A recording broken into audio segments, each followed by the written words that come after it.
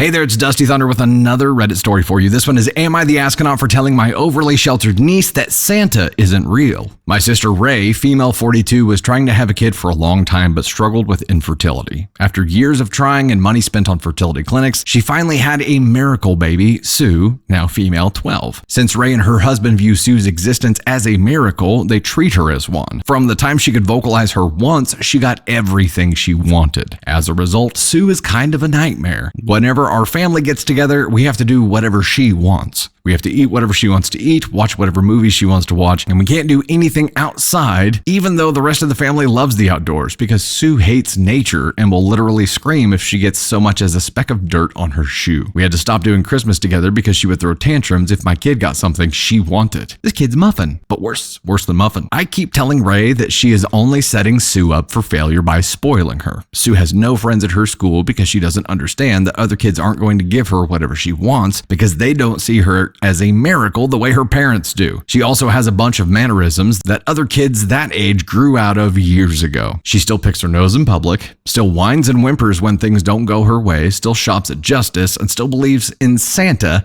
and the Easter Bunny. Ray won't listen to me and says that I should let kids be kids, ignoring the fact that Sue will be a teenager soon. Well, she's 12, right? Yeah. 12. Last weekend, we were all gathered at my parents' house and Sue was writing a letter to Santa like she did every year. Of course, it was pages and pages long with a list of the most outrageous things a 12-year-old could think of. I wasn't planning on saying anything, I never do, but one day while Ray was away, Sue and my son, Finn, male 9, came running to me. Sue clearly had been crying and Finn looked rather smug. They both asked me if Santa was real. Normally, Sue would never ask me to resolve issues, but her parents weren't there, and I wasn't going to coddle her the way her parents did. I said Santa wasn't real. The minute Ray got home, Sue ran to her crying and screaming that I told her Santa wasn't real. Ray tried to calm her down and told her of course Santa was real and I was lying. When Ray put Sue down for a nap, yes, you read that right, Ray put her 12-year-old daughter Sue down for a nap, she scolded me.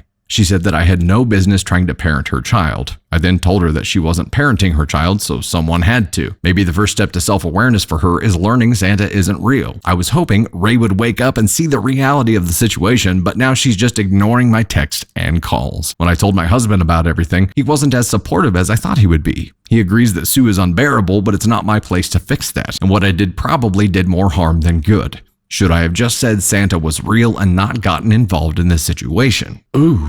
Original question is, am I the astronaut for telling my overly sheltered niece that Santa isn't real? Interesting. This is tough, and I don't know that there's like a, again, whenever I'm giving answers, I'm giving what I think, right? I mean, everyone else has their own classification that they're going to give someone here. There are obviously some big problems going on here. Nothing was said about Sue having any kind of developmental issues or spectrum issues. She wasn't, nothing was said here about her having anything that would explain any part of the behaviors that have been developed. And it does sound like this is just a straight nurturing her into being spoiled and babying her for way too long. That sounds like where we're at. If it is because of something else, it is a different story. Because this is what's been laid in front of us, we're going to assume that this is the case and she's just been nurtured into this behavior. And yeah, that's a big problem. And yeah, her parents aren't doing her any favors at all. When you see situations like this, when I see situations like this, I kind of share OP's sentiment that the real world is gonna be a shock for this kid, like a huge shock. She's 12, and at 12, it's not just Santa. This isn't about Santa. Right? I think in this specific situation, I don't think OP is the asshole because they came and asked her.